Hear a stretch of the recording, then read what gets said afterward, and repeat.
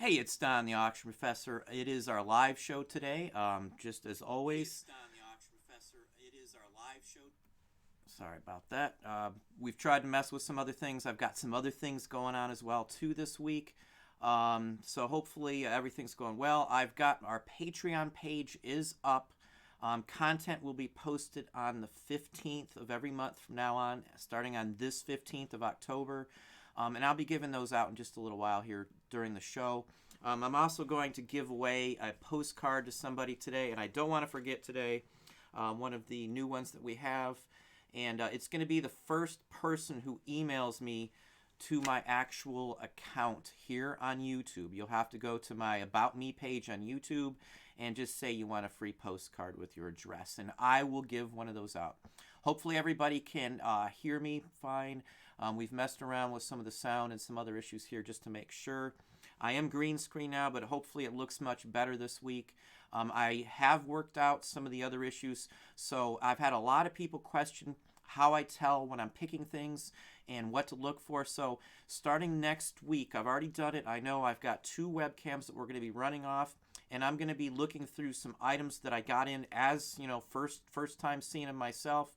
I've got a huge lot of postcards that I'm saving till next week, and I'm going to actually go through some live so you'll get to hear my comments, and I'm going to go pick through them on a close-up on half the screen, and then you'll hear my comments as I go through them on the other side of the screen. So that way you can ask questions as I'm doing it. I've tested it all out. I've got the 2 cams hooked up, so I know everything works fine. I didn't want to rush to get it out this week because we're still trying to get everything keyed and straight across the board. So it's just a little rough guess on what's going on for next week. So again, it should give you some good ideas on when you're out sourcing. Once we get the split screen and a few other things within the next week or two, I'm hoping to do a live show or at least a interview and a pick at an antique mall real soon here. I'd like to do it before fourth quarter rolls in, so you can give you a better idea on what to look for. And the place that I'll be going is a very big antique mall. I will share the actual store name and information as well too, so to be something that anybody can go to. I had talked about possibly a meetup too. So if anybody's interested in a meetup, I'm looking at a location. Let me think. In the Dayton area, there's 75. So if anybody in Dayton's the Highway 75 area is interested in maybe a meetup, there is Jeffrey's, which is a large antique mall out there that I do find things at occasionally. So I thought maybe if anybody's interested, we can see about something in the near future. I don't get out a whole lot to certain areas like that, but I do have a potential to pick some stuff up out there that somebody's holding for me, so I may be able to work something in there. So again, so those are just a few of the things going on. I've got some other issues that were brought up. I've got a major safety video coming out tomorrow just on safety, and I think it's an urgent thing to do for tomorrow with what's been going on. For those of you who haven't paid attention, I'll address that here still today too, so just an FYI.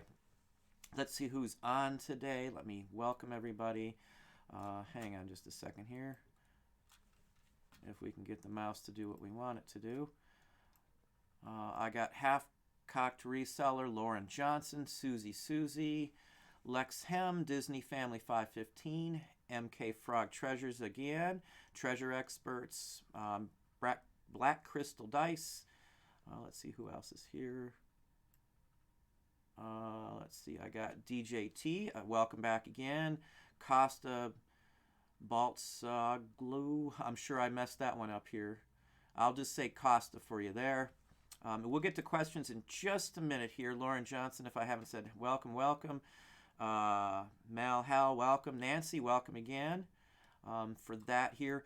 I'm going to just go back and just touch a quick thing on safety. I will probably hit it again today. And again, as I said, tomorrow there is going to be a video that's going to do nothing else but cover safety for those of you selling online.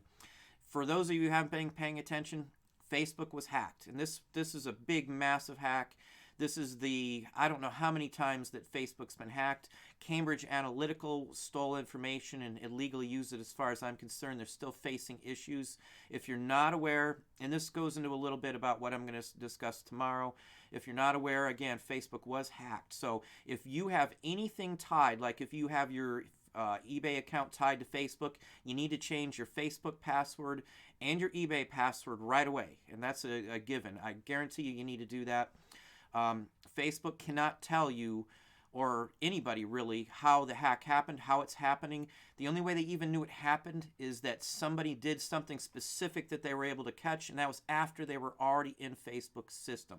So if you're selling on Facebook Marketplace, I would really be watching out for your data, your information. And I can tell you right now that some of that is available for sale. Your personal, I can't see anybody specifically, but if you go to the dark web, which I do occasionally, I do use Tor occasionally, you can find already Facebook information being sold on the dark web right now. Just like my actual videos, there are 3 sites in Russia and other countries that have already hacked and used every one of my videos on their sites. So, you know, and not just mine. There's everybody who I've seen on YouTube, Rally Roots, all the ones who are on YouTube, they're hacked. Everybody's not hacked, I should say, but somebody's ripped off all their videos. Mine is in a Russian site, and it's on 2 other sites. It's in Czechoslovakia. It's in a German site. So, you know, there's a lot of this stuff going on. So, again, with the hack, everybody is vulnerable right now. They say it's not related to third party, but they can't even tell you how they can tell when they're in or not in, because they have no idea who's hacking them or how at this point. So again, any third party that you're using to sign in on any specific site, like if you click sign in with Facebook on any page you use, you better change every password tied to that. Anything tied to your Facebook. Whether Facebook tells you or not, I would change it right now. 50 million people were affected by this. I mean, Facebook's in enough trouble. They're already in an issue with Europe, you know, the Euro exchange and all that stuff. There's probably going to be levied $2 billion against Facebook from the last report that I saw over these hacks and over Cambridge Analytica. Some of this was brought up yesterday with another couple people that I were talking to. I wanted to make sure that some of the IT people that I talked to and some of the IT magazines and online sources that I read at least had some information. So I'm waiting till tomorrow to get into the big thing, as I said. So tomorrow there's going to be a safety video. So anybody doing eBay, anybody doing anything online, you'd probably want to watch this video tomorrow. I would say it's key and essential for your safety, and not just, you know, making stuff up here. This is a true thing. This is something that's going on. You got to pay attention to this. Facebook is not responsible with anybody's data, and they haven't been for a long time. One after another, they keep getting stuff thrown at them for some of their negligence. So, you know, just like if you're paying attention, Elon Musk might lose his position in his own company for things he said. So these people, just because they're running some big business doesn't mean that they're not, you know, I guess guilty of doing things they shouldn't, or guilty of not taking care of your data. So I'm a nut job on safety online. And, you know, I have to be. I've taken many classes. I've got a Safety Plus. I've got a Net Plus. I've got an A Plus. I've got several Microsoft certs. I take it very seriously, everything I do. We run networks, you know, in our house, in my facilities. Everywhere I've been, I've got my own network. So I take safety very, very, very seriously. So anyway, and related to that, in my Facebook group, as of now, I still do not allow any links outside of eBay. You're welcome to post an eBay link on Facebook. I know those are safe as long as it's a legit. Anything else than that, all you got to do is ask me. As long as it's a legit link, I don't mind somebody posting it. Again, safety. And, you know, I got in a couple talks. There's a couple folks that ask me on this, which, you know, I don't blame them. I understand that they're thinking of it. But safety-wise, Facebook scans are not adequate to catch stuff. There's porn. There's all kinds of stuff that's posted on people's sites. My site gets something twice a month or better. I get some bogus, either a link or some oddball, you know, just junk posted on there that's, you know, not legit. Some of them are caught by Facebook. Some have been caught by actual members of the group. I do have another person who's going to help with some of my Facebook posts, because I do get behind lately, because I do have a lot more coming in between some of the emails I get. some of the chats I take, and some of obviously my Facebook questions, and then I even get questions through eBay these days too. So I get a lot of questions a day lately, 50, 60 or better as of now. So again, I'm trying the best I can to answer everybody's questions. Let's see how else is here. I don't want to just ramble on here. But again, tomorrow, safety video. Please, please, please pay attention to that. I promise you that there is some stuff in there that you really need to pay attention to. Safety is #1 issue right now, and I guarantee as it's going into fourth quarter, that's when more stuff is scammed, more stuff is ripped off, because people have extra money. People are out there to get money, so they're going to be looking to buy this. Once they're ripped off or a site's hacked, it shows up on the dark web in just a matter of a couple days, and sometimes even just a couple of hours. So for those of you who don't know about Tor and the dark web, I suggest you do a Google search on that. Pull up Chrome and do a search for yourself. I'm going to touch on that, as I said. So, and I take it extremely serious. So anyway, let's see if I missed anybody here. Let's see here. Tony, welcome. Let's see here. Thomas, welcome. Let's see. Studio 1231, welcome. Kimberly, welcome, welcome. Richard Sanders, I see. A bunch of the usual folks on tonight. Mamet Guns. No Turkish here that I am aware of. Let's go back up because I do have a couple questions here already. Let me think. And I've got some more actually written down on my pad here as always. I always write stuff down. We'll talk about fourth quarter, Halloween, the whole works as well too. Treasure Experts, welcome if I didn't welcome you. DJT, how much patience do I need? Store opened on 17 and still not fixed. Been on the phone with reps every day since day one. It depends on your issue. I can't speak specifically on your issue. I have not heard of any issues when someone's starting. I would imagine maybe it's related to switching over from a non-store to have your listings show up as in the store general aspect of it. I know I've heard in the past that if you have stuff in your, I can't think what it's called now. Like waiting to list, or if you have any scheduled listings, I've heard those do not show up correctly sometimes. It's the only ones that I'm aware of. And one other thing, I know I've talked about policies. If you're switching to a store, do not do the policies until your store is straight. Do the store first and then look at your policies. And I've talked about business policies. You can set up a return, a payment, and a shipping policies. And you can set up like 50 of each one of those policies, 100 of each one of those. So I've got about 10 or 15. After this video posts, not in the chat though, if anybody's interested in knowing about the specifics, I may put a video together just covering over policies, the ones I use, how I set them up, and the whole works. We could actually set a couple up if people are interested. Policies for me have really saved me some time with messing around. So not to avoid your question, DJT, it's hard to know what's going on with your store. I know it's frustrating when you first get started. There's not a lot I can tell you can do. You just have to wait till they fix it. I don't know what the issue is. So, I'm not trying to give eBay any benefit there because they do mess up. I still had some issues with when they stuck me into the international one-click junk that they did. Somehow I got posted on all these other sites in foreign languages, and it pretty much messed up all my stuff. It took me hours to fix it. I did spend some time on the phone with eBay. I didn't yell or anything. It's just not worth my time. But it was fixed. I found a couple more issues because of that same issue. Just today when I went to clean up some of my older listings, they messed around and messed up some of my my policy. So anyway, it took about 20 minutes, but I did fix it. So anyway, coming up to Detroit anytime soon. I do get to Detroit, what's it called? Something River, and I can't remember the name of it. I can't remember the name of it, but it's something River. It's between, let's say, Toledo and Detroit, upriver or something along that line. I get to that area. There's a couple malls up there that I do go to. We do go to the Henry Ford in there, so I'm sure you know Henry Ford Costa. Let me see here. Lex Hem, question. Bought some vintage postcards at an auction. Some seem to be not cut exactly, if that makes sense. Is there a way to tell if someone trimmed to print them on their printer? Measure them. Most postcards are 3.5 by 5.5. I would measure them. Sometimes you can get brand new postcards from like 1910, vintage ones that were cut off center. So measuring them is the key. Hold a square up to them too and see if the corners are square. That's how I always tell. If they're trimmed, I wouldn't really mess with them unless it's, say, a real picture postcard of something neat. Some of the trimmed ones will still sell if it's a higher dollar card. So just keep that in mind. At least that's my experience on it. I've sold some trimmed cards. I've sold many damaged cards even. I've sold cards even with the corner missing on them. It just depends on what's on the card. But again, measure them up, and that should give you a good idea. 3.5 by 5.5 are the standard size if it's a vintage postcards.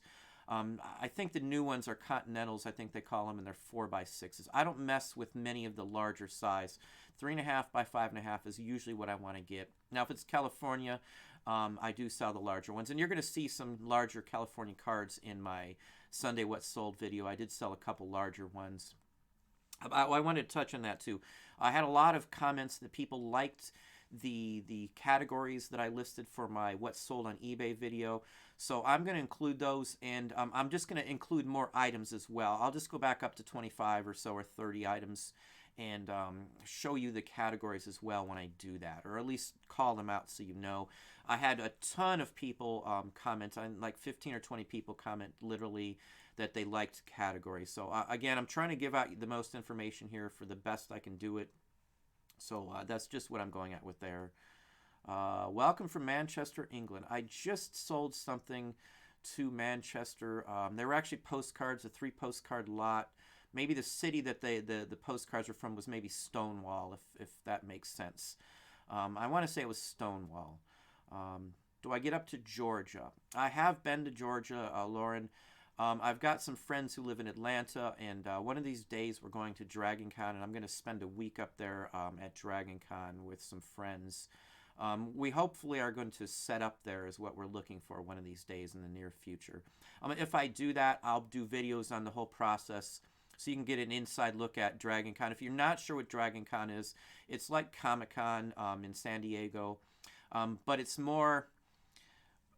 it's a different atmosphere, I guess. It's not as commercial as Comic-Con, but Dragon Con is more for, like, I guess, sci-fi nerds like me who like dressing up and doing the cosplay and all that kind of stuff. So, again, Halloween, I'm in full costume. So if you want to see what we do on the side, I'm going to be in full costume, makeup and everything. So it'll be the one time you'll see me shaved, at least for the video. So just FYI. I love getting dressed up. The family does as a family event. We're doing a 4-person thing, the whole family here for this year. So anyway, let me see here. Devron, UK. Well, welcome as well too. I used to have a bunch of friends when we worked at Disney that actually were from England. So we do have some conversations with some folks. I do sell items obviously overseas. Brian, Dead Rudy, you cannot hear me. How's everybody else? Can everybody else hear me? If somebody can shout out, I know I'm probably a little far up still. Let me see here. So somebody else is hearing it fine. Welcome, Cindy Y. Facebook is awful with third-party sign-ins. Do not ever use the sign-in with Facebook on anything. I guarantee you that is the worst mistake you can make. No centralized sign-ins on any site anywhere. Have a separate sign-in for every single site that you do business on. Your eBay site should be separate from everything else. You should never use any other site or anything that you don't have to use in with eBay. It's your safety. I promise you, people get hacked all the time. I don't know how many people know what goating is on Facebook, but that's where someone hacks your site from either a link put on your site or from posts put on your site with embedded code, and they actually turn your page into like everything's a goat. I've seen it on several pages before. I had a friend happen to them. So I'm very cautious on things like that. So Facebook is not safe. They're more interested in ad revenue than anything else. That's all they care about these days. Just watch the news, type in Facebook and legal troubles. They're in trouble with the federal government over the Cambridge Analytica, which basically mined tons, maybe even millions. I haven't seen the final result. People's personal data. through third-party sites. Anything you're linking through Facebook is vulnerable. That's why I say, for those of you who are doing Facebook Marketplace, it is not safe for the most part. Anybody can hack into anywhere. In college, I'll give you an example. In college, we built our own network in class. It was a week-long event. We built networks. We built separate networks. We actually downloaded, we did some stuff with Tor. We actually had some hacking software to show what you can do to stop it. We actually hacked into many different areas, many different sites that were, they're internal sites that were classroom sites that other people set up. It's very easy to hack into things. Most of the stuff, you can just download a program that even a novice can use that can break into sites, And it's not something like a denial of service, a DOS or anything like this. This is a full-fledged hack, password hack, and just type in Facebook hack, and you're going to see 100 different things on the very first page that are free software that can tell you how to hack into someone's Facebook and take over their page. I'm just telling you, just be cautious, So, again, change your password on Facebook if you're on Facebook, of course, but on eBay. If you have any links to it, change it. Spotify, Tinder, all these stuff that are tied into Facebook are vulnerable. Facebook can't even acknowledge if any of these sites were hacked through Facebook or not. First they said yes, then they said no. My opinion from everything I've read, and I read, for an hour just on this because I do have a big stake in all this, they're unclear on what that hack was. So again, if you don't watch the news, 50 million people's accounts were hacked, and there could be another 40 or 50 million people, secondary hacks from that through third-party sites. So, it's not just a simple DOS or anything like that. It's a full-fledged hack into the system that Facebook could not tell at all. So that means anybody, again, doing Facebook Marketplace, it is not a safe platform as of yet. You may sell good stuff. It still may be good for a viable source, but until they get stuff fixed and safety in place, Zuckerberg just said he's going to hire a bunch of people to fix safety. I don't trust him because he was supposed to have done that when he was in trouble with Cambridge Analytica for mining stuff through third-party sites. Even like the farming site, the little farming games and the apps from your phone, they can hack through those. We did stuff like that. You can hack into someone's system through their wireless printer even. So I can get into your system if I really wanted to through a printer in your house. If you're out in public and you have your Wi-Fi on your phone, I can get into your phone with one simple software from a laptop. I can roam through streets and pick up from a laptop on the street your Wi-Fi signal, and hack in from the street sitting in front of someone's house. There's sites you can look at and you can pick up who has signals where you can roam from, just to let you know. I mean, there's sites on there. For those of you who have IT backgrounds, there's a site that tells you can find your own broadcast right now as, what it is, what the service is. I can tell what my neighbors have right now without even turning my Wi-Fi on, just by going to a site. So just keep that in mind. Your safety should be number one, and too many people don't realize just how safe it is, or how unsafe, I should say, it is. Just like the folks who put in their banking information into like their cell phone with one password that goes into all their bank accounts. It doesn't take much to a phone is even worse. A phone can be hacked easier than a laptop. You can encrypt a laptop a lot better. Some phones obviously have some good encryption. Some of the Apples are really good. But again, they can be hacked too, and there are programs available through Tor that can hack right into an Apple phone. That's how it works these days. There's so many good hackers out there, unfortunately.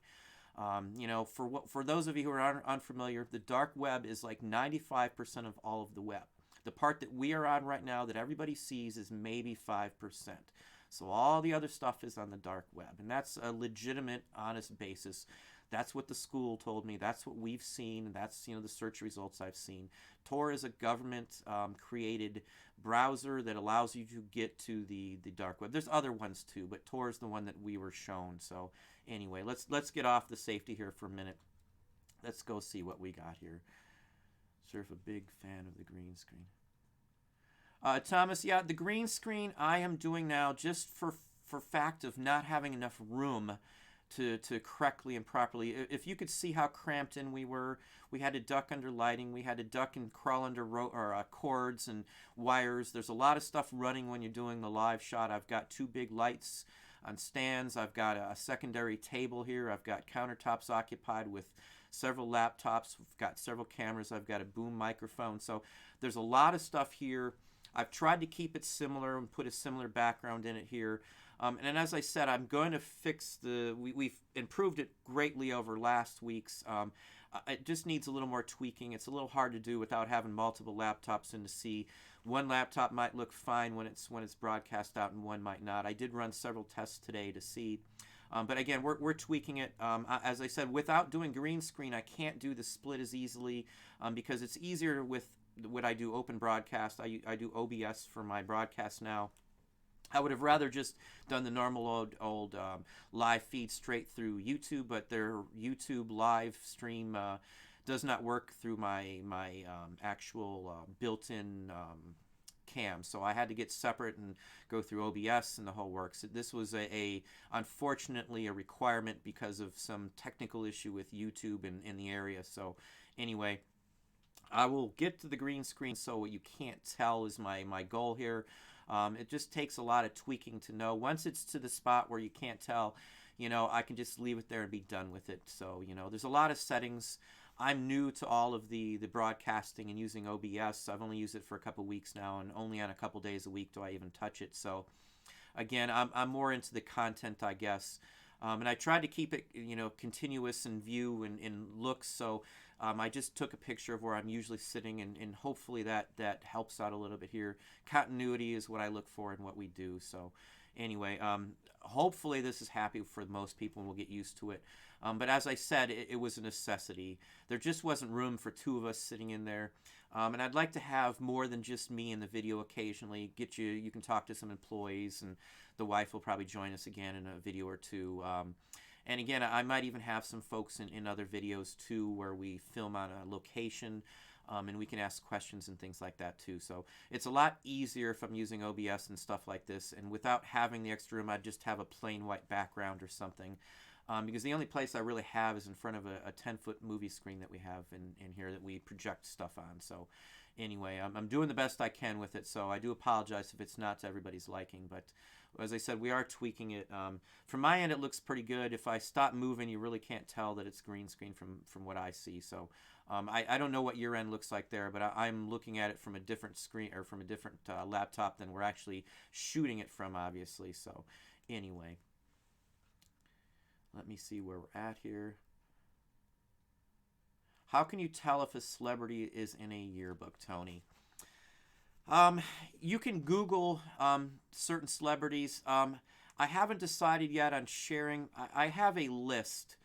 This isn't a site specific that's open to the general public. I've been around the block for a long time.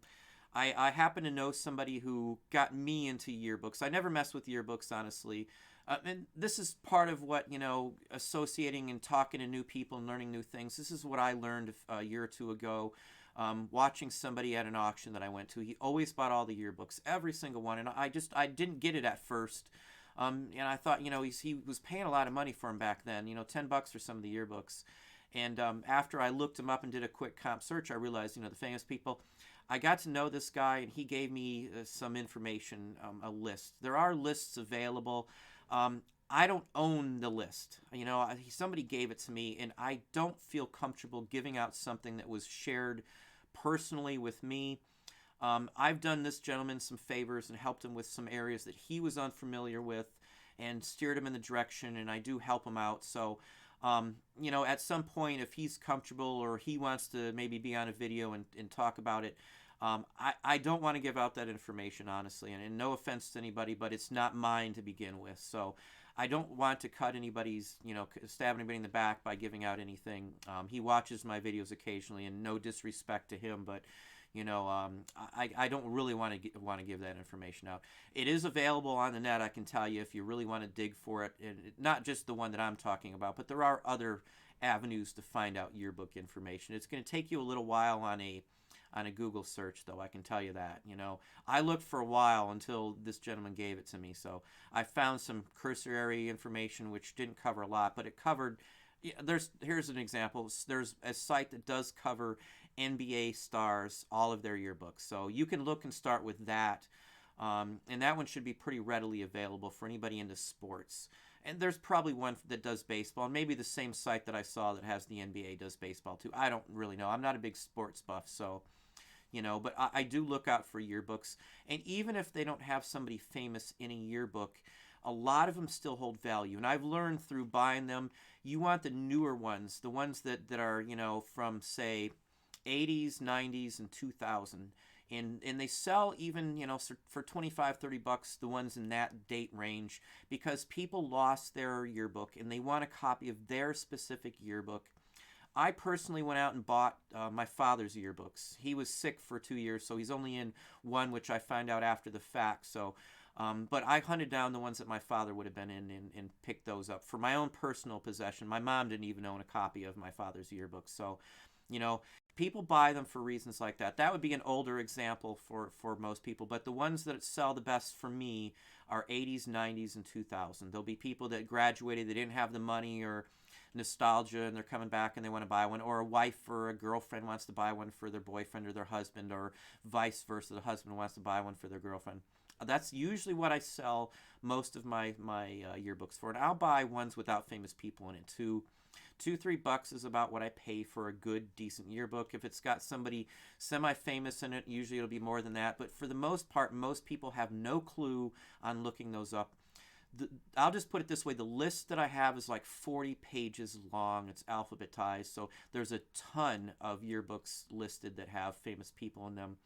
The older ones with famous people are good, like Jimmy Stewart or something like that, or James Cagney. Now, his goes pretty high. And sometimes you can get lucky when you're buying some of these old yearbooks, and they'll be signed with, autographs, dedications and things like that, and the actual handwriting of the people who are in them. Those are usually better because sometimes you can get an authentic yearbook with, even like, say, Marilyn Monroe's autograph in it. Now, that has happened, and if you do a Google search on that, you'll find some that's sold with, like, Marilyn Monroe's PSA certified autograph in a yearbook. So, that's just with yearbooks. You have to dig into those. So, again, there are some information out there. Maybe in the future I may go over that a little better on those. But, again, I don't give out other people's information. If somebody asks me not to share something, I'm just not going to do it. I share stuff with some people that I've known for a while. And I've given some people a heads up on some things. But, it's between me and that person. And I don't like to share stuff unless, it's okayed with every party involved in it. So, anyway, long-winded story there. I'm sorry, but evening again. Let's see here. MK Frog. Yeah, technology is great for a lot of things, but for the most part, it's risky these days. There's too many players in the game that can then hack, and you don't even have to know anything, honestly. You can just download a program off a Tor. I've done the gambit. I've played with it. I took a lot of safety classes, almost a year in college, 3 sessions. I took fall, spring, and then I did do a short summer session that all covered on safety too. We went straight through, me and the wife, during our master. So I took college straight, summer, winter, fall, everything. We had no time off just because of money. I wanted to save money. I'm cheap. I'd rather put in as much as I could. And with the universities around here, I think the number is, if you hit 13 credit hours, it's free after 13 up to 18. So it's better to take 18 credits because it's the same cost as taking 13, or at least the university here is like that. So I don't know what everybody else's experience was, or your kids, or whoever else has done college or anything like that. Again, you don't have to be a college graduate to do any of this, so I'm not trying to put that on, that it's essential or anything. I would recommend for anybody who's new to business to check out your local Chamber of Commerce and see if they offer any free business classes. There's also a book called How to Run or Start a Successful Business and Not Get in Trouble with the IRS. It's something along that line. I'll try and give a holler out to that in another video here, because there's a couple books that I recommend getting for those of you who are new to a business in general. So anyway. Accountability. It would be great if they did have accountability for Facebook, But again, as I said, they're more interested in the money aspect of it. From everything I see, it's all for revenue, ad revenue, marketplace revenue, and the whole works. So, and Facebook did start a business version of Facebook too, if you're unaware. And if you are using that for anything, or if any of the AdSense or anything like that tied to any of that stuff too, you need to change all your passwords there too. So, anyway, let's see, Richard. Hang on, I'm bouncing around here. I don't think YouTube's acting up. Yeah, YouTube's acting. Hang on just a second. Let me get to Richard here. Downriver. That is it, Costa. Downriver. I'm sorry. That is exactly right. I knew I'd think about it, but you pulled it up before I got it. So let's see. Richard Sanders has a question. eBay suggests price drops. Is eBay using a logarithm to help them determine how much you should lower a price based on past sales?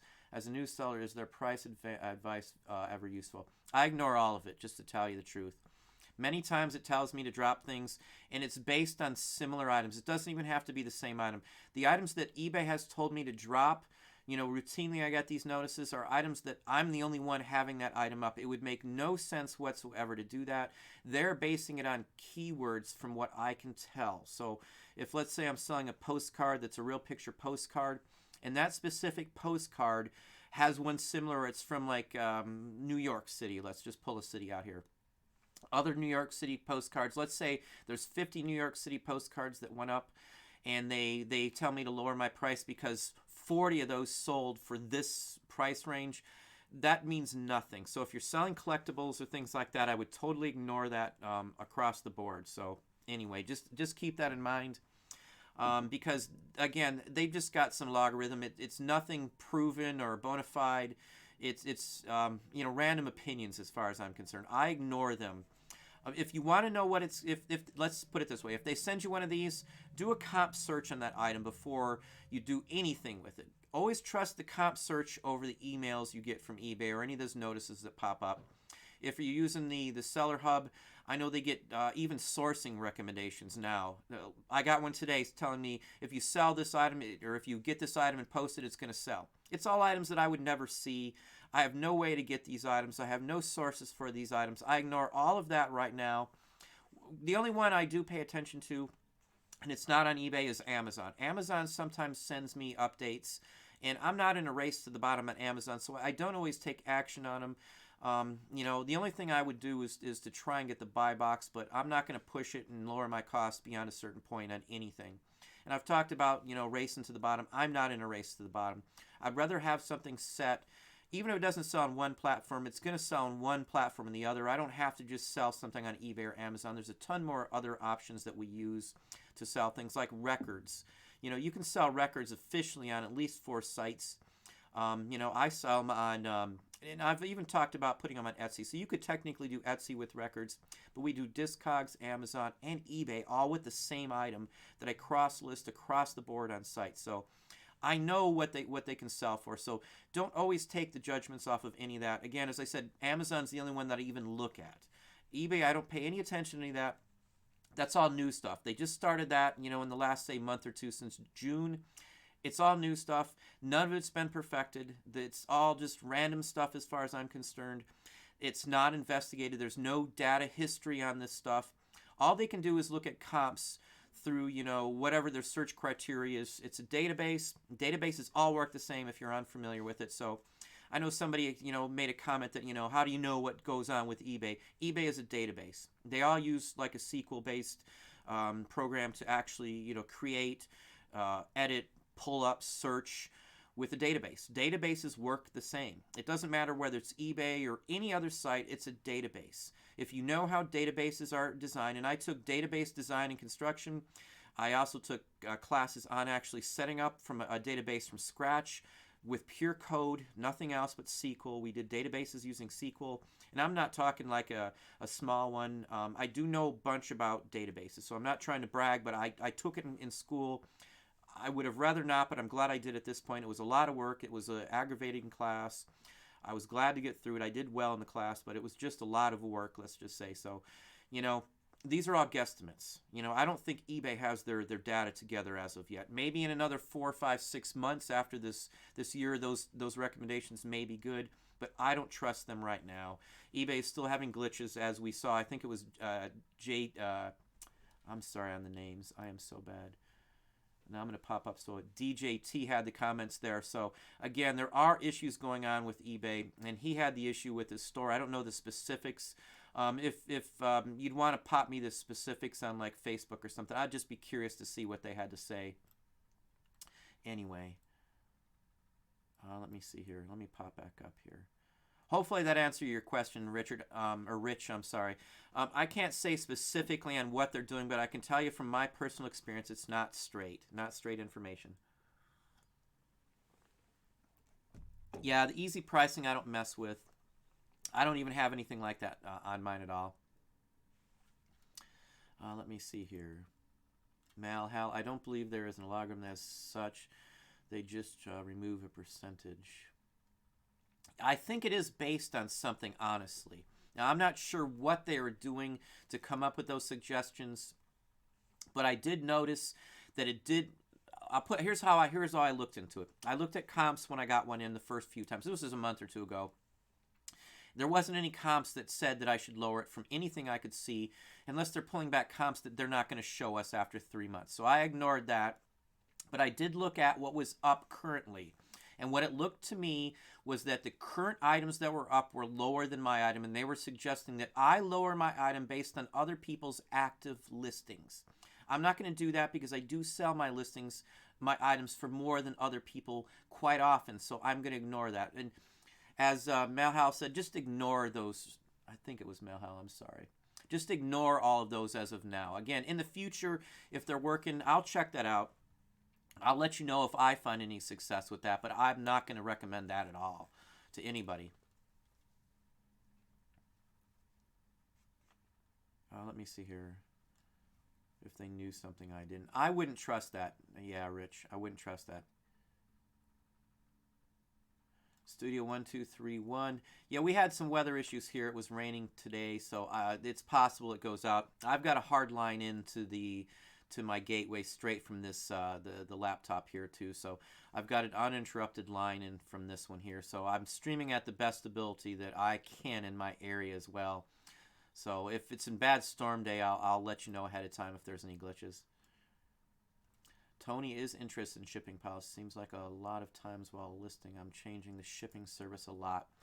With the shipping policies, I can tell you, all you've got to do is name it something, and anytime you want to do something, you can just click on it. I do mine by weight of the item, and I do it that way because I ship directly to some countries via First Class International, which only goes up to 4 pounds, so I've got a 4-pound line on it. I also have, we sell adult magazines, nothing really bad or raunchy, mostly older ones with pinups and stuff like that, and I want to touch on those in a video here, but I can't really show much into it. That's why I haven't done it either here.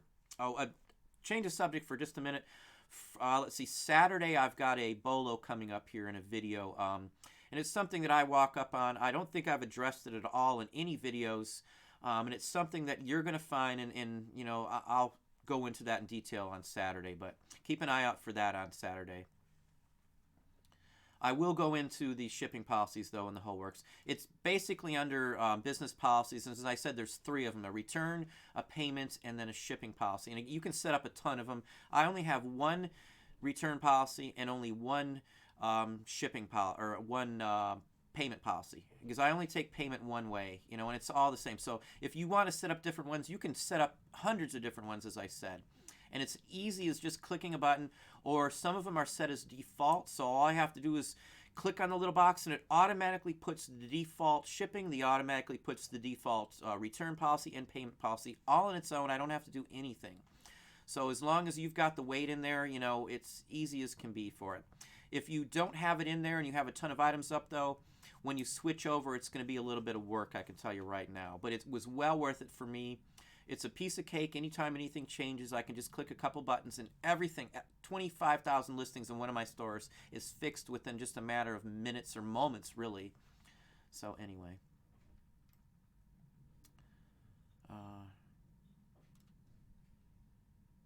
Well, you're welcome, Richard.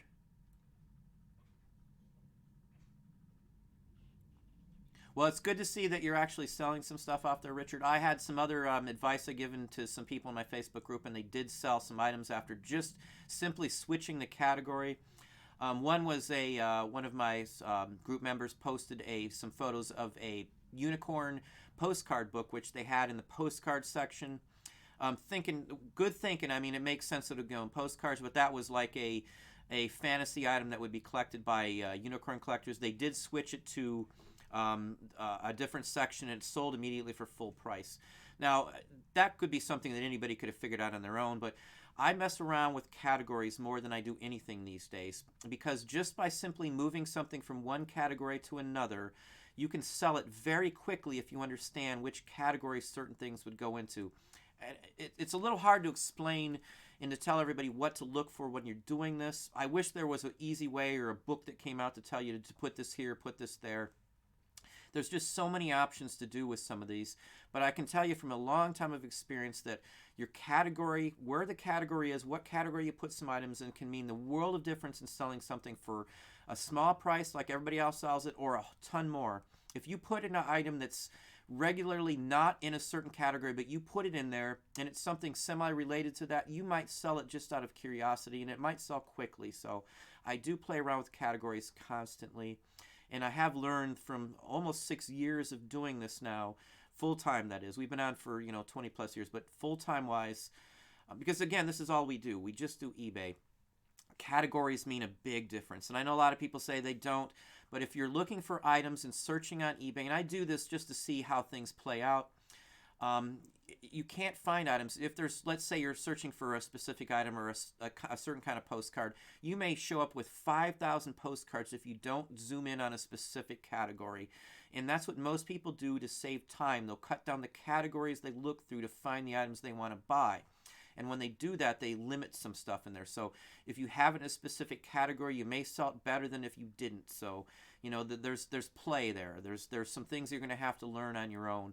I don't mind giving advice, but again, what I give you is what I personally would do with that item. I could be wrong. There's times when I've probably undersold some items or things like that. So again, take everything, not just me, but anybody's advice with a grain of salt, because it's easy to make a mistake. It's unintentional. My goal is to make the most money, and my goal is to tell you my recommendations that could make you the most money. But again, I'm going to mess up sometimes. Anybody that doesn't mess up, or tells you they don't mess up, is just not being honest with you. So everybody messes up. I personally messed up the other day. I sent out a 4 record lot of 78s, and one of the records I thought I had all the right ones, and one of them wasn't the right record. So it cost me a few bucks. I let the gentleman keep the extra record. He was very happy. Left feedback before he even got the correct record. It cost me the postage and, a dollar record. So, I'm out $5 for messing up. I mean, I still made a profit, but, I should have been better on that. And we had a busy day, and I had to pack up 62 items, and I was just trying to get through it. And then I guess I rushed a little too quickly. So, that's about the biggest mistake I've made in a long time. But it was correctable. The gentleman was very happy. As I said, he left feedback before he even got the correct record. So, I can't beat that anyway. So, but again, I make mistakes. I will never tell you I don't make mistakes. I make mistakes, not all the time, but, I learn from my mistakes. I will never make that record mistake or a lot mistake again. I will compare every single record. I will try not to rush through them like I did. That was my personal mistake. So, anyway. DJ Teeth, thumbs up to you too. Dale, welcome. Have you ever sold unrecorded 8-inch Silvertone record blanks? Yes, they sell very well. I sell them every time I get them. Not just the 8-inch. There's 10-inch and 12-inch. There's even glass blank records that are made on glass. I actually just sold some, and I think I even showed some in a video. Any of the unrecorded, they're called acetates. They're literally a sheet of aluminum with lacquer on them. That's an acetate. And those are the unrecorded Silvertones. They're made for a home either dictation machine or a home record recorder. Average on those, I get $8-10 a piece. If you've got a whole folder of them,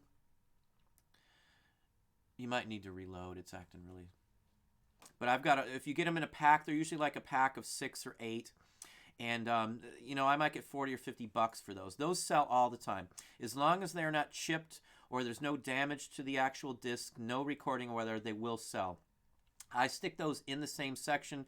There is a section for, I think it's dictograph or dictaphone or something like that. Some people put them in there, but I put them in the record section too. You actually find recording studios that still buy those. No idea how they do those still. I know you can still buy the machines to actually record on those discs. So hopefully that answers your question. Is there any value to this? Couldn't find much in comps. Post a picture, Dale, in the Facebook group if you're a member there.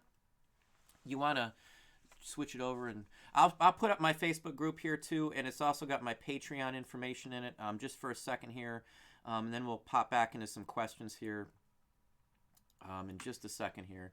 Let me see where we're at. Welcome, Flippin' Hustler. Let's see here. Sounds good here. Facebook group, if you're unaware, it's under The Auction Professor. My Patreon page is there as well, patreon.com, The Auction Professor. My Patreon page has many different options, including one that will include a store critique or a personal call that you can ask questions on specifically. That's the most expensive one because my time is getting very scarce these days. But I wanted to leave it out there because I had a ton of questions on that. I don't expect anything. I'm not going to be upset if nobody wants to do Patreon. The content, I'll have videos and everything starting to go up on the 15th. Just to sidetrack it here for a minute. You can switch it back if you want. Let me see here and go on down a second here. Type in acetate, Dale. Type in acetate on there. I think that would be your best bet on that one there. Welcome, Helen. RCMADIAX. Welcome, Michelle. How you doing? John Carlson. Hopefully I didn't miss anybody. When the chat gets kind of full, it's kind of hard sometimes.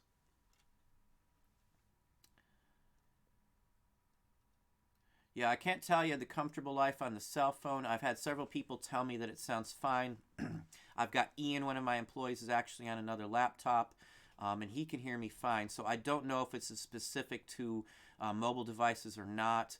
I was going to say maybe I'll have Ian introduce himself here. I think people have got to see Ian here before. You want to come around for a second? I'll just have Ian. I'm going to introduce Ian here for those of you who haven't seen him. He's one of my employees who's been with me going on like 2 years now. I'm going to slide over for just a second here so you can see Ian. Just so you know, there is another employee here when I do this. This is Ian here. You can duck down a little bit so they can see you. I'll give you a second. I'll introduce you to some of the other folks that are here too, like my kids who work for us too. This is Ian. He works for me, as I said, for a couple years now. He does video with me too, and he's going to do some of the live locations. But I just thought I'd show that out there too. So that's part of the reason I'm doing Patreon, because it does cost me money. Thanks, Ian. It does cost me money to do live feeds and to do some of the broadcasts, because there's more involved than just shooting a video or, you know, putting this all up there. So again, that's part of why Patreon's here. I'm not trying to make a fortune or make a living off of any of this. You can all see what I do and where my money comes from. It's from doing online auctions and Amazon and Discogs and Etsy and all the other places that we mess with. So anyway, information was there. Let me see here. On my business shop account, I get little interference from eBay. However, on my non-shop page, I get loads, and it's really annoying. They put offers on around £2, cost me $2.80 to post. Yeah, UK site, I have seen many different things. From what I heard, there is an unlimited option. I think it's like £645 or dollars, and you can list as many items as you want, from what I was told by several other people. I've got a member of my Facebook page that actually I've talked to a couple times in depth, you know, for like 20-30 minutes. We've talked a couple different times, and I had some real good questions on that, and I was surprised that they have other options that aren't available here. It would have been nice that they did something like Amazon, where you pay $39.99 for the business account and you can pretty much list whatever you want. There's no limits on them. So I wish they offered that as an option, but unfortunately they don't. At least not in this country. Let's see here.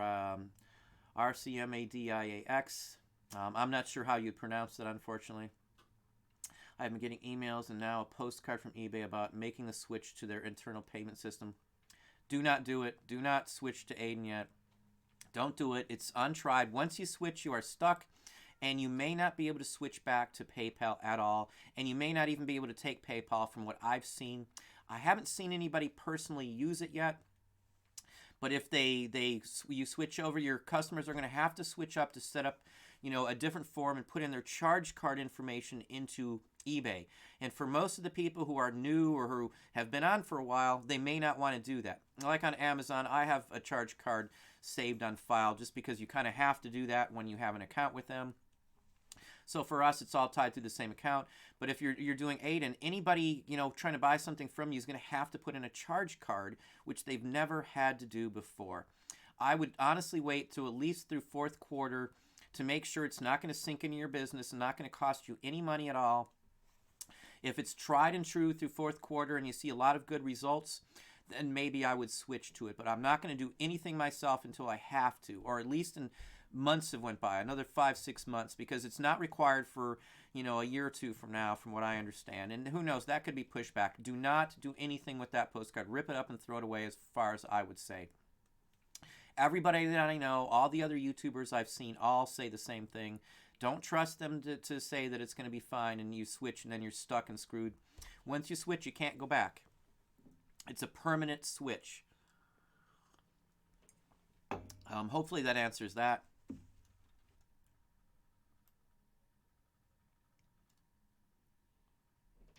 Susie, Facebook told you were part of the hack.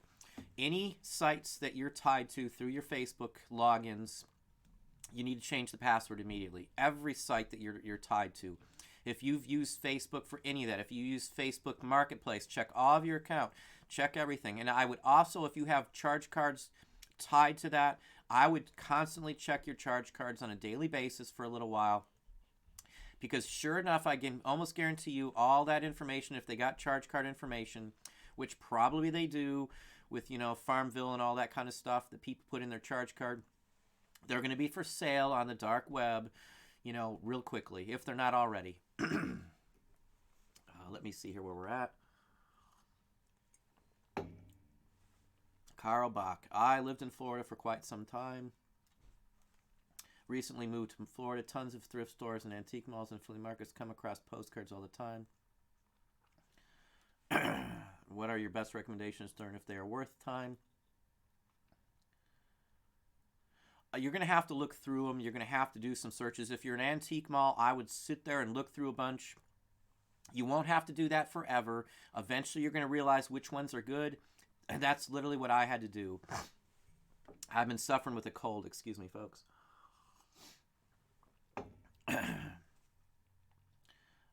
That would be my best guess. If you are in Central Florida, look up Mount Dora in Reningers. They have a flea market there. It used to be Monday mornings at like 5 in the morning. And in Mount Dora, they also have a big antique extravaganza. There's a big flea market in the Tampa area. We went to the Daytona flea market. There's a ton of good antique malls, as you said, as well, too. Alternate A1A, some of that area, too. I think the other one's Highway 19 up through like Sarasota, St. Pete, and Safety Harbor area. We used to hit a ton of them up there. Tarpon Springs used to have some really good, some really good antique malls up there too. Edward Dixon, let's see here. Do you ever go somewhere and find a ton of amazing deals and feel like you're gonna have a heart attack in assignment? That's the picker's rush. Yeah, actually, let me see here. I got some items here that we just picked up. Now, I've talked about these. I'll show these in a haul video here probably in the next week. Excuse me. These are transportation menus from like 1900, 1901. This is actually a menu handwritten from a U.S. military ship from the Spanish-American War. Excuse me. And I've talked about China. Now, this one's from the Indochina Company. It's the SS Longsung. Stuff like this is like $100 a piece. I picked up stacks of these, all from China, a bunch of these, all from Asia. I'll go into these, as I said. I'll show these in depth. But I did a big haul today. I got a ton of China stuff. Hong Kong hotel company. It's actually got tax stamp on it and the whole works. So, I mean, I got $1,000 here for like $10 just today. Easy $1,000, no exaggeration. As I said, look up these bills, these menus from ships. I've sold menus like that for like $100, $150, $200, $300, $1,000. Some of those go for. There's a Titanic one that I've seen that went for $1,000 before. You have to excuse me here. I do, as I said, have a cold. I've been taking sinus pills. Postcard tips. I've got 2 videos that just cover postcards. That's all they talk about. They talk about the age, types and stuff as well too. I would recommend looking for those. Type in niche, I think, and in my how-to video playlist. That would be your best bet. Real picture postcards in California are the number 1 and 2 items that I look for. The third one would be anything baseball related. Sports in general, sideshow freaks or sideshow acts from a circus, those always sell too. Excuse me. Costa, have you thought to take your group off Facebook and set up your own website with a forum? Or is that what your Patreon might serve as? I haven't decided. The Patreon is just to help support the channel. Other than that, I haven't really thought that far ahead on that aspect of it. I'm a little discouraged in Facebook's security and the big hack that just happened. I've had a couple people that were bothered that I wouldn't allow links up on Facebook because of safety, but you know, the last hack just bona fides my reasoning for that. Again, I don't mind putting links up there, but you have to have them approved by me. And as I said, I will be adding somebody else to quicken the time it takes me to get to these links. So anyway. Well, thank you as well, Carl. Appreciate the comments on the video. Flippin' Hustler, welcome. I'll see how well Patreon goes to see what I'm going to do with the Facebook. From what I see, most people who do the Facebook groups are doing it trying to market you something or use it to advertise their wares. I'm not really looking to do that. I'm not looking to sell you a course or sell you service of anything like that.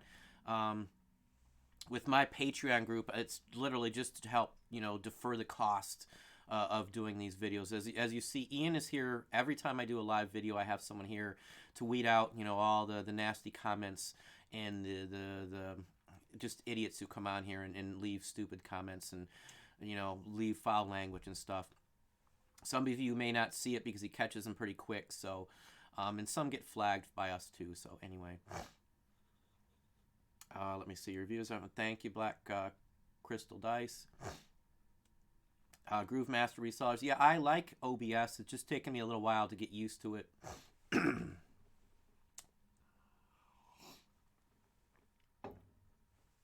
Well, thank you, Annie. I'm trying to get it down. The skin tone's still a little off. The lighting fluctuates, but again, I have a Brio. I didn't think it would do that. There's still a couple more settings, but again, my time into doing videos isn't as much as I'd like to have, and that's part of why I'm trying to get the Patreon going. I do have the first video for my Patreon that's going to be on the 15th, and it's going to be, it'll be a good video. I promise you that it's going to be a good video. I'm going to do at least one extra video that's just an insider something. In the first video here, I think it'll surprise some people on what I'm going to show. I'm not going to go into a lot of detail because I'm trying to keep that as a bonus for the Patreon folks. But the video is going to cover something that, a secret that I've used for a long, long time, and it's going to be something that you can make some money on anyway. I'll put it that way. Let's see here. Does paper still sell if they were smokers? You can get rid of some of the scent, and I've talked about that before with coffee beans. I've had some people say that they use dryer sheets. I wouldn't use dryer sheets only because of the chemicals. Some people can be allergic to the chemicals that are in those dryer sheets. And, you know, I've heard literally full-fledged stories about that. So I stopped using dryer sheets to get the scent out. We use coffee beans and Irish Spring soap. And maybe I'll go into a video on that as well, going into how to fix some of those issues. There's some chemicals you can use if it's a drastic situation.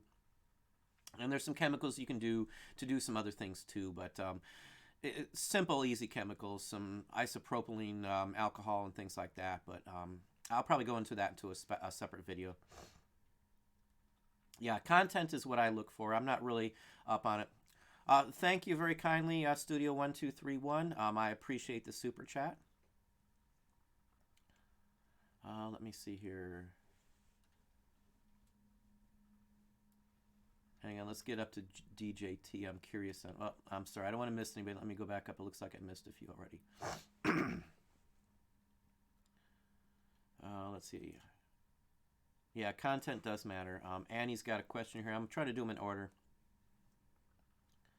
Yearbooks. I looked at all the public and private high school books in my area on Wikipedia, and most have famous alumni sections. I made a list from them. I'll do colleges too eventually. That is key, and I've talked about that before. Look up what's local in your area first. Chances are those are the first ones you're going to find. Annie, that's very good. That is going outside the box, Annie. I've seen some posts. Annie does post a lot, and I do appreciate it. She's very helpful in my group. That's exactly what you need to do. Annie's got a real good example on what she did there, and you can find that information. Sports stars are so much easier to find than anything else. As I said, you can get those PSA graded even through anything with a sports person in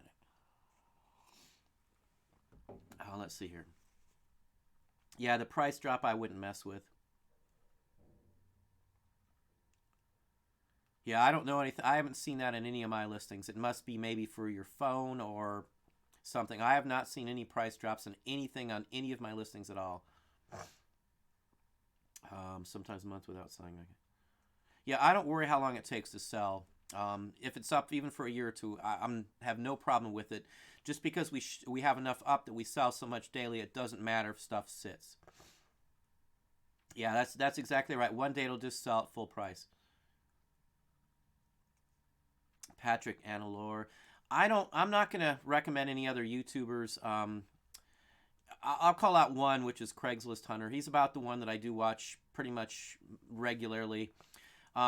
He's not flashy. He's pretty much straight to the point. I don't like a lot of the ones with the flashy stuff in it or make a big show out of just one little thing, and it's more for entertainment, a lot of what I see. Some of the information's good, but I'm not going to post content on other things going around that don't actually directly relate to helping somebody. I'm not going to waste my time. It's just not worth my time, I guess. But Craigslist Hunter, Resale Rabbit I watch occasionally. We thought about doing, return pallets and stuff like that. I have the space to do it. I'm just not interested in doing it, I guess, at this point. It seems like a lot of work, and I've seen other people do it. And you kind of need to have a shop if you're going to be really successful at doing pallet buys and stuff like that. Everybody that I know who does the pallet buys that does really well has a shop, because then they can sell the cheaper items that aren't worth selling online and still get their money back out of it too. So that's about the two that I say. Popeye's postcards, he's not bad either. He's just postcards though, so if you're not into postcards, it probably won't be really interesting to you, but I like postcards, so I check his out once in a while too. Let me see here. Annie, question here. Let me go down a little bit. I know you ship most things first class or media, but what do you do with non-media items over £1? You said you don't do priority. I do priority, whichever's cheaper, anything over the pound. I don't mind doing priority or parcel. It just depends on which one's cheaper to do it by. Sometimes it's cheaper for parcel depending on the distance it's going, like from here to California. Other times it's cheaper for priority. So it just depends on where it's going. I've got several different options set up, so I just randomly pick one. It just depends on which policy and what we're selling. Books always go the same way, media and things like that too. So hopefully that makes sense there. I'm going to go over, as I said, I'll do a video just on policies, and I'll address why I've picked which policy for which shipping option I have. And I think that would explain it specifically. It won't take much time. It'll be like a 10 or 15-minute video, and I'll just talk about policies and the shipping aspects and what I set mine up as and my recommendations for other folks. I think that would be a big help. DJT, say it will be fixed, wait 24 hours to take effect, then I wait, no changes. Yeah, not knowing what the issues are, it's really hard to say.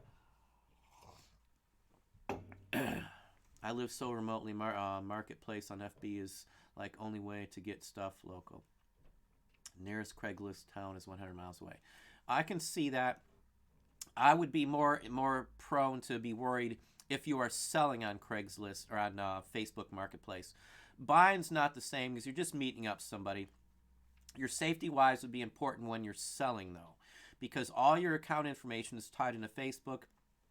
Even if they're using a secondary third vendor to actually instigate and to do the listings on the marketplace, all of that is vulnerable. All that can be hacked very easily, apparently, because Facebook apparently is so laxed in their security, their screening, and everything else. So, yeah, I wouldn't worry if you're buying off of Facebook Marketplace.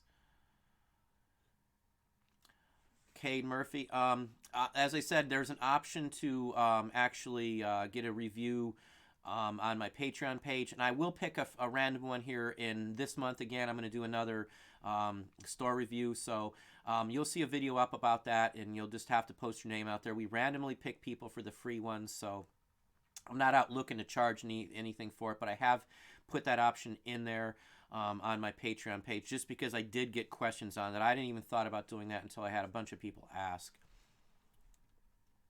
Cade, no, do not use the new payment process unless you're stuck doing it. I would not do any of that until they're sure it's going to work properly. I don't trust eBay to have their ducks in a row on that, so just an FYI. Yeah, Silvertone, don't worry about the Silvertone on those, Dale. They're acetates. They're just blank discs, you know, recordable discs. Thanks, Lex. Let's see here.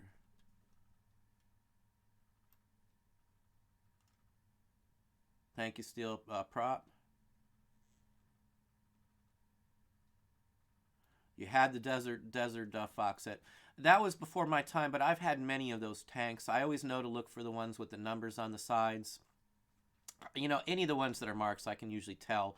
Marks made them all the same. The wheels are the same. It's usually the best way to tell, or to tell somebody who's new to it, look for the wheels. I'm probably not going to put those up until it gets a little closer to Christmas, because I'll probably get top dollar for those for Christmas, for somebody buying Christmas presents for a husband or a spouse or something. That's usually the best bet. Let me see here. Welcome, Aaron. 40s Johnson Seahorse outboard motor pin unlisted in collectibles transportation. Yeah, I would list that pin in advertising as well. That would be the #1 section. I get outboard motor. I had oh geez, I wish I could remember the name of it. I can't remember the name of it, but I had an outboard motor, a decal, and I listed that in the advertising section. It was up for an hour and it was gone. And I think I had that one listed somewhere else for a while in like mechanics or something like that. Cade, yes, I use the global shipping program. I only ship directly to only a limited number of countries. And I've went over these before: Canada, England, France, Germany, Japan, and Australia. All the other ones go through global shipping. Even Mexico, even though it's right here, all go through global shipping. Yeah, don't sign up for any of their new things at all. Welcome, Katrina. Well, thank you, John Carlson. And again, all content for Patreon will be up on the 15th or before, but no later than the 15th. The video for that will be up by the 15th as well. I've got the different levels. I was new to Patreon, so I don't know if those are good or not or bad. I looked at a whole bunch before I did it. I tried to list different options. I mean, I don't know what goes and what doesn't go on this. I couldn't find many other people who do eBay videos or Amazon videos who actually had much on Patreon. So other people recommend it to me. I didn't really mess with Patreon before this, so I'm going by, you know, some recommendations. So anyway. Michelle, could you give a few? Oh, I'm not sure what's missing there. Let me go down here. Yeah, do comp searches on everyone. Tip on shipping books using UPS mail, do's and don'ts. If it's a book, you're pretty much safe just sending it media. I wouldn't ever worry about a book. You can also send sheet music via media. You can also send player piano rolls via media. There's a lot of other things that are media. I do 8mm films, 16mm films, 35mm films as media as well. And then most other things would just be first class, of course. Will you take less? Welcome. Thank you very kindly. Let's see here. Sharif Hoffman. I don't listen to much podcast at all, honestly. I don't do many other people's videos only because of time. I do my own videos, and then I'm usually working the rest of the time. So, honestly, I don't get to watch many. When I do, I gave the few names that I do watch. Good to hear. That is a good way to do it. Let me see here. What do you do with dead inventory? Like items older than a year, would you consider it dead inventory? I don't consider anything just-in-time flipping. I have stuff that's been up for a couple years, 3-4 years. I usually don't take anything down as long as I researched it. I'll just mark stuff down after it's been up for an extended length of time. But, almost daily we sell something that's been up for a long time. It just takes the right person online. The more quantity I have, the better. It's not a huge difference in price for me to let stuff run for a length of time. And sales themselves show me right off the bat, that it's better to leave them up. I've done it, many ways. As I said, this is all we do. I spend time researching. I spend time looking at my sales. I spend time listing the same item in 2 different sites or 2 different stores.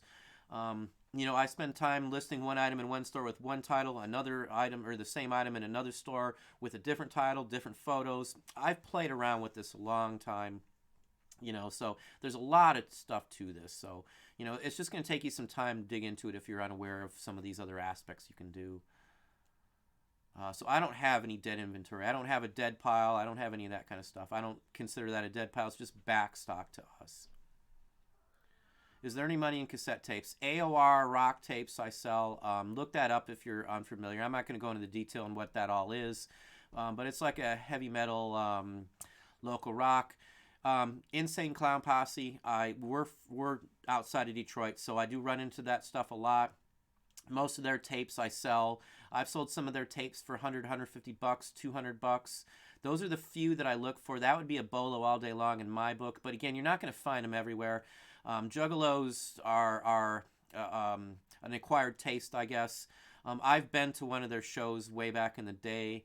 So I know a little bit about them. I've listened to rap. I've listened to you name it, old R&B. So Juggalos is a whole genre of their own, I would say, but that's a good one. And as I said, AOR, some of those will show up and show prices, comps on Pop Psych as well. So just keep that in mind. You can find cassette tapes that way. And there's different versions of cassette tapes too, if you're unaware. They've been around for a long time, so. But for the most part, they don't sell extremely well. Like a Beatles, it might take you 10 good Beatles, like a Revolver, Rubber Soul, or something. You need some really good ones in a lot, and you might get $30 or $40. You might get a $3-4 return on your investment for some of the better tapes. That's why I say AOR. It's a specific, like a local bands that do heavy metal hair band music, and I'm a big hair band music person too. So, I like the old stuff, Dokken and Whitesnake and the early stuff like that. So hopefully that answers a little bit. It just depends on the specific tapes. But for the most part, the 2 genres I mentioned, Juggalos, Insane Clown Posse, and the AOR rock are the 2 that I always look for. There's some like Tupac. I'll buy Tupac, pretty much all day long, and I'll be able to sell those too. But there's a few rappers that are good, things like that. Or if it's like a promotional tape from like Nirvana or something, like just a couple songs they cut in a garage or something, that kind of stuff's worth big money too.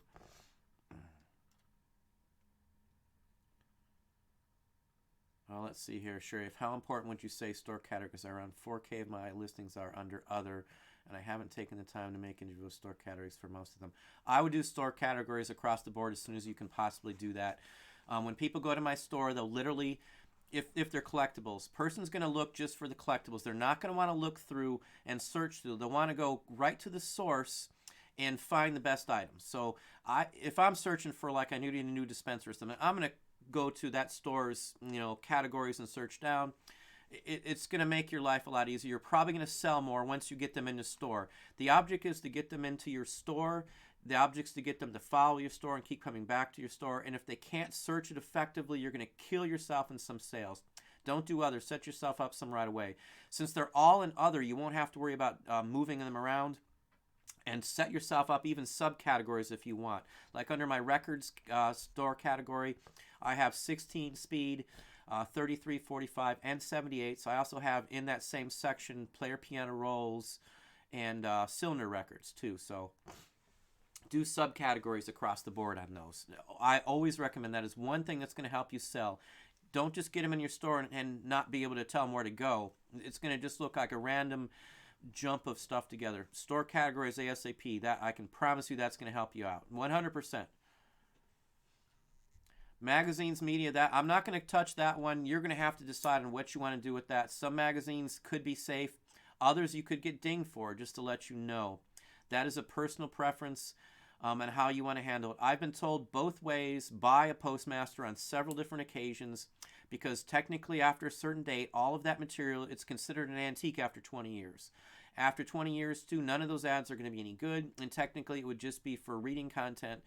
That's your call. A lot of people judge a magazine by what a comic book would be sent as, and a comic book cannot go media mail, just FYI. So that's going to be your call, Disney Family 515.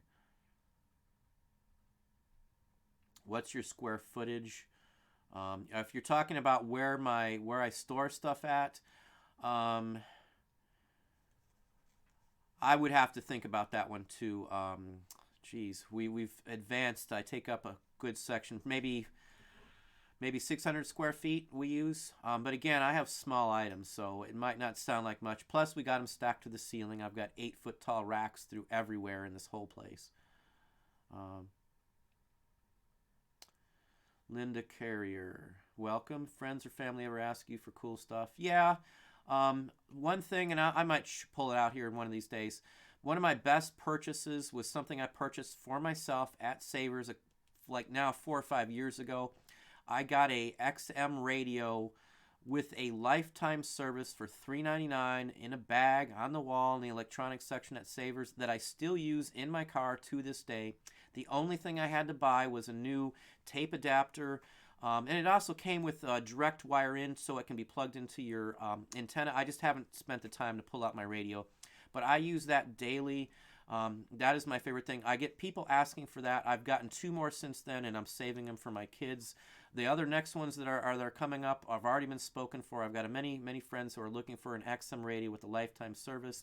You never know if it's lifetime. You just have to plug it in, use it until, if it dies, you'll know, and if it doesn't, you've probably got a lifetime.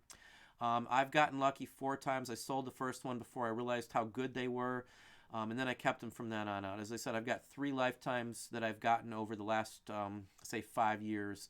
They don't show up very often. Don't ever call XM Radio Cirrus to see if it's got a lifetime, because they will disconnect you in a second. So anyway, that's my best purchase, and that's also the thing that most people ask for if I run into one. My sons claimed the next one, and so they've got the next 2. They're sitting in a box, sitting aside with their names on them right now. Let's see here. We're running towards the end, so let me see if we can get a few more questions in here. Do you send stuff to a local auction to sell and or buy from? What do you think of the avenue of sourcing and moving items? I do sell stuff at auction, not all the time. Hang on here. I think I've moved my camera just a hair.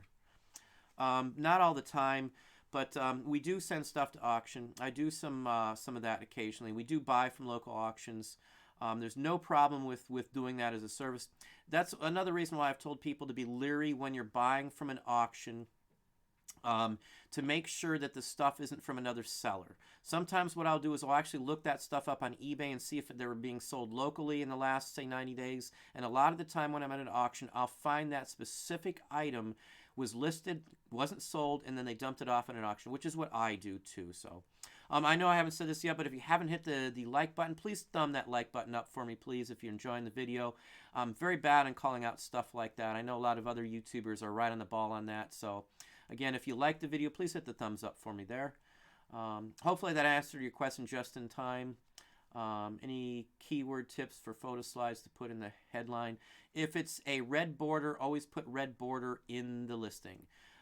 Put an age. Get yourself an age estimate to list in the listing too. People want the earlier ones. Let's say, 40s, 50s are the best ones. Red border, Kodachrome are the top of the line for slides, 35 millimeter. I may do another take on those in a haul video too. I've got maybe 10,000 slides sitting here, new ones too.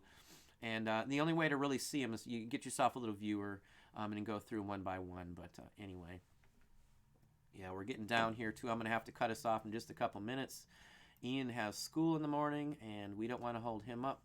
See if I can get one more question here. Do you ever mess with a lot of Beanie Babies? I know they're dead also. What about old McDonald's toys and bags? They're slow movers, and they don't sell for very much, Carl. I don't mess with Beanie Babies. I didn't mess with them back then, even when they were selling. The Spider was selling for like $1,000, decade ago or whenever they first came out. Some of the McDonald's early first edition ones I used to sell in the past, but there's so many on the market. I run by auctions that have, banana boxes full to the brim of those all the time. I could buy 1,000 of those on any given week if I wanted to. I don't mess with it. I try to stick to the smaller stuff, the better. And people seem to want a lot for them, and there's only a few styles that are worth money. Like the little Finding Nemo set was always good, the ones that light up the fish that you put them in water. But other than that, I don't have much luck with it. My post on they said mags are absolutely eligible to be sent media. See, that's what I'm telling you. It depends on which post office you talk to. It can be a big savings if you're sending a heavy one to like California, though. So just keep that in mind on that Disney Family 515. But again, I've heard it both ways from postmasters themselves. One's told me yes, one's told me no, another one's told me yes, another one's told me no. So anyway, it's just hard to judge on what's the correct way to do it. You can do it. If you get busted, they're going to sit there and tell you have to pay the difference, or the actual person who gets it's going to have to pay the difference. It might cause a stink with the buyer. If that happens, I would cover the cost myself for that. I would cover all of shipping just to make the buyer happy. So anyway, it looks like we're going to have to go off. I'm going to put up my Patreon account one more time here, just so you folks can see it if you're interested. Again, no forcing. I'm not, trying to scam anybody on money on this. It's just to defray the costs. As I said, I do have Ian here all the time on my videos. He works most of the week, usually Monday through Friday anyway, after school. So again, my Patreon group, patreon.com, The Auction Professor. Facebook group is The Auction Professor as well. And obviously here on YouTube, I am The Auction Professor as well. I think I'm heading in the wrong direction here. But there is my information there if you're interested. But we're going to call it quits for tonight. I am sorry I did not get to some questions here. Hold them up. And again, if you want a free postcard, the first person to go to my About Me page and click and send me a message, I will send you one of these. So again, that's just that simple. Go ahead. I do have an email address on there. If somebody wants one, it's going to be signed. It's got a poem on the back that my wife actually wrote. These are professionally designed, professionally printed. I will send one of these out to somebody free of charge. All you need is an address and to be the first one to do it. I will give you a bunch of opportunities if you want some cards and things like that. Halloween is going to be a giveaway. And again, I have talked about this before. I am going to be giving away some other things then too. An original piece of artwork is going to be given away for Halloween on my Halloween show. You're going to have a choice of 3 different options. They're ones I actually used to create the postcard. So I'm going to cut it off from there. I do appreciate everybody coming on. If you haven't hit the like button and you did enjoy the video, if I can ask you again to please hit the like button just to let me know. It helps. If anybody has any questions or comments on any of this after the video post, please post them underneath the video because I do check those more often. It's a little hard to go back through the video and read them all, and plus it doesn't post immediately when I do that. So I'm going to sign off for tonight. I do appreciate everybody coming on, and I thank you for the evening.